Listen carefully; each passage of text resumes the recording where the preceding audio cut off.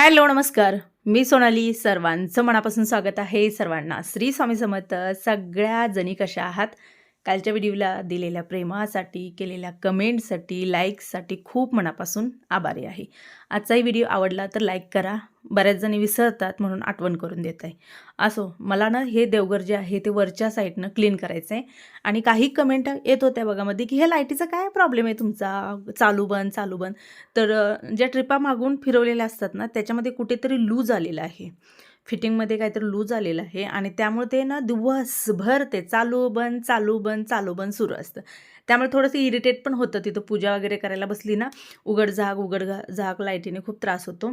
तुम्हाला तर मी खूप वेळा सजेस्ट केलेलं आहे की देवघर बनवताना ना लाईटिंग जी आहे ती खूप कमी प्रमाणात अशी एक आडवा किंवा चौकोनी पट्टाच टाका पूर्ण.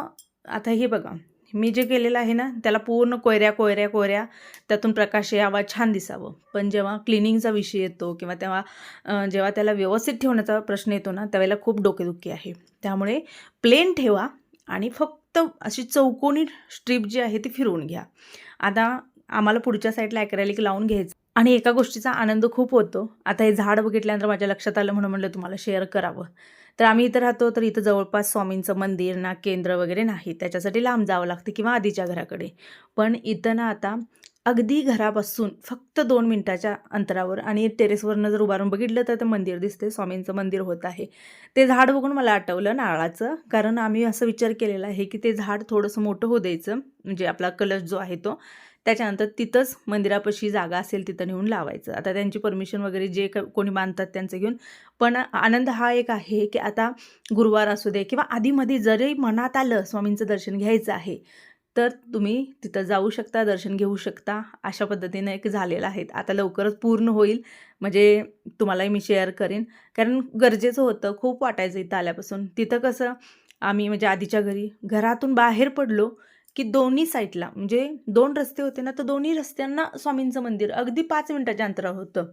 तिथं मला कधी वाटलं तर मी जायची वगैरे, पण इथं तसं नव्हतं. आता आज आहे एकादस आणि मला ज्या वैभवलक्ष्मीचं व्रत करतात त्यांच्या कमेंट आहेत की ताई बघा आता उद्या शुक्रवार म्हणजे उद्या पण आमचा उपवास आणि एकादस जी असते त्या दिवशी संध्याकाळी सोडली जात नाही, दुसऱ्या दिवशी म्हणजे बार्शीला सोडली जाते. मग आता करायचं कसं, असं त्यांचा प्रश्न होता. तर आता मी गावाकडच्या पद्धतीनं सांगते. गावी खूप साऱ्या बायकांचे असे लागोपाठ 2-3 उपवास असतात. त्या काय करतात ते सांगते. बघा आता तुमची आज एकादश आहे तर तुम्हाला काय करायचं आहे, आज सकाळ संध्याकाळ खिचडी खावा. उद्या सकाळी रेग्युलरप्रमाणे तुम्ही जेवण करू शकता. तुम्ही म्हणजे बारसेला एकादशीचा उपवास म्हणजे सोडू शकता आणि तिथून तुमचा वैभवलक्ष्मीचा शुक्रवार जो आहे त्याचा उपवास सुरू राहणार. पण संध्याकाळी तुम्ही ना तो उपवास सोडण्याच्या जागी तुम्ही खिचडी खायची. म्हणजे काय, तर तुमचा एकादश पण घडली आणि शुक्रवार पण घडला. तुम्ही खिचडी खा आणि दुसऱ्या दिवशी तुम्ही जे काय असेल ते उपवास सोडा. म्हणजे गावाकडची लोकं करतात त्या पद्धतीने मी तुम्हाला सांगितलेलं आहे. याच्यामध्ये आणि तुम्ही काय वेगळं म्हणजे असेल तुमच्याकडे ऑप्शन त्या हिशोबानं करा. पण गावाकडे जर बघायला गेलं तर मी आता लांब कशाला आजीलाच बघितलेलं आहे. तर ते असंच करतात. दुसऱ्या दिवशी सकाळीच खातात, म्हणजे आदल्या दिवशीचा उपवास सोडतात आणि पुन्हा जो कंटिन्यूली करतात ते संध्याकाळी मग जेवायचं नाही. संध्याकाळी मग डायरेक्टली खिचडी खायची आणि दुसऱ्या दिवशी सोडायचं. ही त्यांची ट्रॅक्ट आहे. तुम्हाला पटली तर तुम्ही जरूर करा, पण टेन्शन घेऊ नका. मी कायम सांगते, एक वेळ उपवास नाही करा चालते, काही गरज नाही. उपाशी राहूनच सगळं केलं जातं, काही नाही आहे.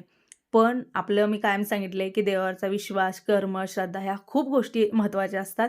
ते मात्र अचूक कुठेही न चुकता करा.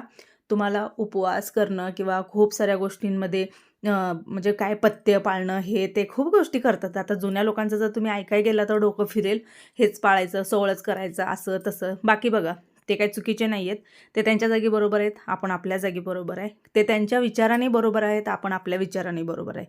फक्त माझं सांगणं एवढंच आहे की हा चुकीचा समज आहे की मी पूर्ण दिवस उपवाशी राहिले किंवा एखाद्या वेळेस तब्येत बरी नसते आणि त्या दिवशी मनाला बऱ्याच जणी लावून घेतात की अरे मी जेवण केलं मग माझा उपवास घडतो का न घडतो.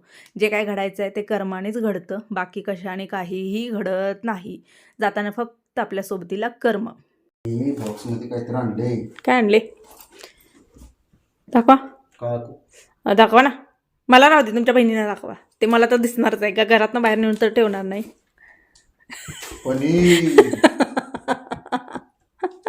कसं दाखवायला लागलं तर कुठं तरी काय खजाना आणल्यागत. हां बासुंदी, हां श्रीखंड हां झालं. ओके. हे सगळं कुठनं आणलं, काय आणलं? गोकुळ म्हणून आणलं. गोकुळ ब्रँड. आपला गोकुळ जो ब्रँड आहे तो कोल्हापूरचा आहे आणि तो ऑल महाराष्ट्रात आहे ना, का आउट ऑफ महाराष्ट्र पण आहे? काय माहित नाही. आपण काय भेटलं बहुतेक आउट ऑफ महाराष्ट्र पण आहे. हां, तर ना ते म्हणजे तिथं जर गेलं, मला सांगा आता बा, ही पनीर 200 ग्रॅम तुम्ही आणलेलं आहे ना, हे गोकुळचं आहे बरोबर. मग ह्याची प्राईस किती बसली 200 ग्रॅमची? हे दुकानापेक्षा 5-10 रुपये कमी आहे. हां, त्यांची ऑलरेडी डेअरी असल्यामुळं. कारण दुकानात MRP प्रमाण देते. हां, इथं 5-1 रुपये कमी करते. म्हणजे त्यांचे स्वतःच तिथे हे असल्यामुळे. हां, स्वतःचं प्रोडक्शन असल्यामुळं. असो, खायला या ताईनं. बासुंदी खायला या. बासुंदी काय म्हणजे एवढ्याला 60 रुपये द्यायचं. वासन दूध आटून बनवलेलं जाते ते एक प्रकारचं. मग मग मला सांग, 60 रुपये म्हणजे अर्धा लिटर पिशवी, 1 लिटर दूध. 1 लिटर आठवले की एवढंच येते. मग झालं किती? पण त्यांचं काय निघायला नको का? मेहनत खर्च बिर्च काय असतं का नसतं? सगळ्याचं मोजमाप लावलं तर मग लई होणार. ज्याचं त्याचं काहीतरी का असतं ना त्याला प्रोसेस. तुम्ही मग घरात आहे ना करा, केवढं येते बघा आणि पॅकेजिंग करून विका, किती खर्च येते बघा. तेवढंच राहिलं. सगळं करायला लागलोय म्हणून. तुम्ही काय काय कामं केले तो? भाजी विकली, कलंगड्या विकली, आंबा विकलं. इकडे बघून बोला. मोजून सांगा. आंबा विकलं, त्यानंतर करवंद. करवंद म्हणजे फळभाज्या. करवंद, काळी मैना, डोंगरची मैना ती विकली, फुलं विकली. त्यानंतर ते सगळं झालं. पोरगी कोण दिनात म्हणून पेट्रोल पंपावर कामाला. पेट्रोल पंपावर पेट्रोल सोडलं काय. त्याच्यानंतर पेट्रोल खोलून म्हणजे पंप खोलून ते करायचं. मोठ्यानं बोललेला आवाज येत नाही. रिपेरी करायचं शिकलो. काय काय रिपेरी? पेट्रोल पंप वगैरे हां, त्या सगळं. त्याच्यानंतर परत आलो कुठं, फॅब्रिकेशन धंद्यात. दुसरं काम चालू केलं फॅब्रिकेशनचं, तिथं काम केलं. मग परत कॉन्ट्रॅक्टर झालं. मग फॅब्रिकेशन धंदा झाल्यावर तुमची ताई पदरात पडली. मग कॉन्ट्रॅक्टर झालं. एवढं धंदा काही पोरी दे नाही तर म्हणून केलं काय? तसं काय नव्हतं. शाळा शिकत शिकत काहीतरी सोर्स होता ग. हां हां हां. शाळा शिकत शिकत भाजी केली. भाजी विकताना कोणी मुलगी देत नव्हतं? काय म्हणायची तरी? का कमी समजलं जातं? तुम्हाला माहिती आहे भाजीत किती पैसा पडतो. कमी समजलं जातं म्हणजे कसं होतं की घरचं पण परिस्थिती डाऊन होती त्यावेळेस. हां, व्यवस्थित एवढं नव्हतं. हां आणि त्यात आणि भाजी विकणार. हां हां. म्हणजे हे वाटत होतं लोकांनी. आणि आपल्या पाहुण्या पायांच्यात कसं होतं की सगळ्यांनी माहीत होतं ह्यांची परिस्थिती डाऊन झाली आहे. पहिला ज्यावेळेस दुकान होती त्यावेळेस माझी पूर्वी तुझ्या घरात देणार, माझी पूर्वी तुझ्या घरात. पोरं बारकी होती तेव्हा. आम्ही बारक होतो काय. आणि नंतर सगळं ढासळल्यानंतर कोण विचारणार. आणि लग्न ठरवायला पण पुढे येत नाहीत नाही, कोण मध्यस्थी घेत नाहीत. मग मी कशी मिळाली? तुला तर कोण विचारत होतं माझ्याशिवाय. मला होय म्हणलीस. बर, बघितलं काम झालं. लोक कसे वागतात, लोकांना काय सांगताय, तुम्हीच कसं वागताय बघा. आता लग्न झालंय म्हणून कसं वागताय. तेव्हाच म्हणायचं असं असं बोलायचं होतं तेव्हा. अशी ऍक्शन करायची होतं तेव्हा. आलता तेव्हा तुला कोण विचारतंय का? अरे लग्न करायला का तसं म्हणाल तुम्ही. बर, म्हणजे करूच तर का गोड गोड गोड बोलायचं.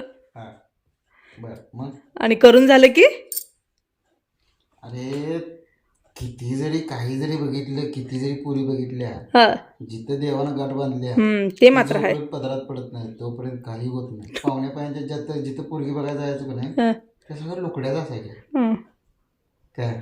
आणि मला जरा रागावर माझ्या कंट्रोल नव्हता. म्हणजे राग जास्त येत होता त्यावेळेस. काय मला असं वाटायचं की मी झपाटा मारला की भरून जाणार. बायको संसार करायला आणत होता का मारायला आणत? एवढं रागीट होता तुम्ही पहिला, मग नंतर कुठे गेला राग?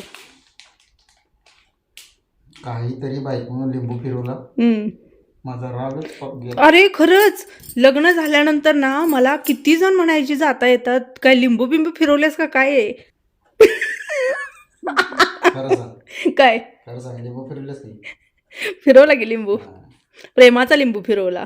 असं आहे का? हा, हे अशी असते ती बघा, एक तर स्वतः म्हणतात तर हायती ते हायतींवर दुसऱ्याला आणि म्हणते ती लिंबू फिरवला का. कसं असते सांगतो ना, माणूस किती पण तपट असू दे, समोरचा जर शांत करणारा माणूस जर असेल ना, माझ्याकडे कला आहे शांत करण्याची. मग कसली? खूप. तू काय करतीस, माणूस चिडला असला का नाही इग्नोर करतीस त्याला, शांत होऊ देते. ते शांत झाला की तुझा इकडनं पारा चढवतो. त्यालाच तर खरा ही म्हणतात ना. बघा आगीला धो धो धो देतील त्याला. बघा अग्नीला अग्नी मिक्स झाल्यावर काय होतं? भडका होतं. अग्नीला पाणी व्हायचं आणि नंतर बरोबर आपल्याला जे करायचं ते करायचंच. पण कसं असतं ना की सिच्युएशन बघून खेळायचं. जा ठेव जा. बाहेर बिग बॉस चालू आहे, हे प्रत्येकाच्या घरामध्ये बिग बॉस आहे. आमच्यातला बिग बॉस तो आहे. कोण? तू. नाही नाही तसं म्हणत नाही मी. कटपुतली आहे तसं नसतं. असो चला, जेवणार आहे तुम्ही? आता काय चालेल, मी माझं काम करते. ते फ्रीजमध्ये ठेव सगळं. थोडंसं ताक घाल, दूध घालून होतं. नुसतं ताक ओतणार का? आता खाल्लंय ना सकाळचं त्यांनी, आता ना संध्याकाळी.